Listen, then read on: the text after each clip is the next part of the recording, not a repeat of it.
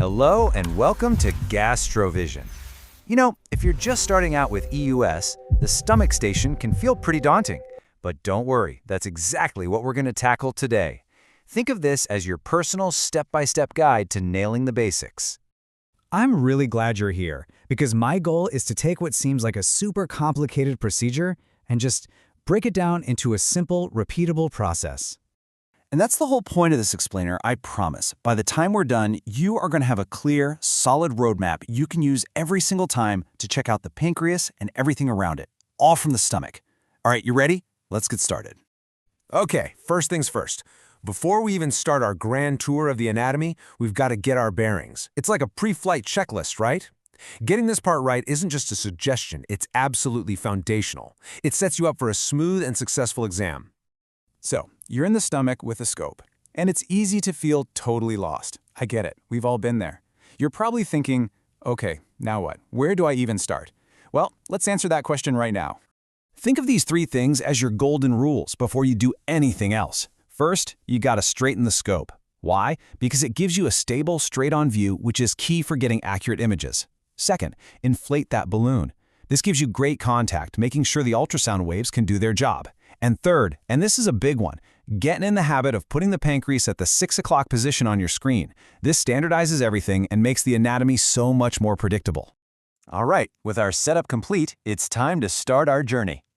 Step 1 is all about finding our home base, our main landmark for the whole scan, and that's the body of the pancreas. And here's the coolest part. There's really just one key structure that's going to guide you through this whole thing.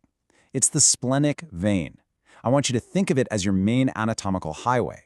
Seriously, if you can find it and you can follow it, you'll never get lost. It is, without a doubt, the most important landmark for this exam. So what's the first move? It's a slow, and I mean slow, deliberate pullback. You're not in a race here. Just gently pull the scope back and watch the anatomy literally unfold on your screen. You're looking for that dark, tube-like structure. That's your splenic vein. We say it's anechoic, which is just a fancy way of saying it looks black because it's full of blood. Once you see it, you'll know. And bam! Once you've locked onto that splenic vein, everything else just falls into place. You'll see the pancreatic body sitting right on top of it. And then deeper, you'll spot the aorta, the superior mesenteric artery branching off it, and usually the left renal vein. Seeing this whole cluster is like a big flashing sign that says, yep, you are exactly where you need to be. Okay, so we're at our home base, the pancreatic body. Now it's time for a little expedition. We're going to follow our highway, that splenic vein, all the way out to the very end, to the tip of the pancreatic tail. This part of the trip involves a few key moves. We're going to rotate clockwise while pulling a bit, then rotate some more, and finally push in just a little. Let's walk through each one. Now, this is so important. It's a combination move. You're turning the scope clockwise and pulling back ever so slightly at the same time.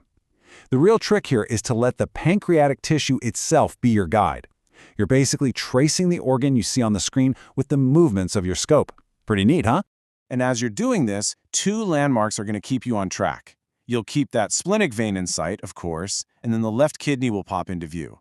The pancreatic tail sits right between them. It's a perfect illustration of how all these organs are positioned. Keep up that clockwise rotation and you'll hit a major checkpoint. You'll actually see the splenic vein split into two. That's the bifurcation, right as it goes into the spleen. This spot is called the splenic hilum. When you see that split, you know you've made it to the very end of the pancreatic tail. And for the last move on our little trip, just a small, gentle advance of the scope. This is just to make absolutely sure you've seen the very, very tip of the tail. That way, you know you've done a complete exam of this section. Okay, we've reached the end of the line. Time for the return journey. And this isn't just about heading back home. We're going to double-check our work and take a look at the important neighbors along the way. So we just reverse what we did before, a simple counterclockwise turn, and there we are, right back at our home base, looking at the pancreatic body again. This gets us reoriented for the last couple of checks. From here, at the pancreatic body, we do another slight pullback. This reveals where the celiac artery comes off the aorta. Now, this is a really important spot from a diagnostic standpoint. This area, the celiac axis, is where lymph nodes like to hang out, so you have to take a careful look around here for anything that looks swollen. This is a must-do step. And for our final checkpoint, with just a little bit of careful positioning, you can spot the left adrenal gland. It's a small structure, kind of looks like a seagull in flight, tucked right between the aorta and the top of the left kidney. Finding that completes our tour. Whew, we've covered a ton of ground, haven't we?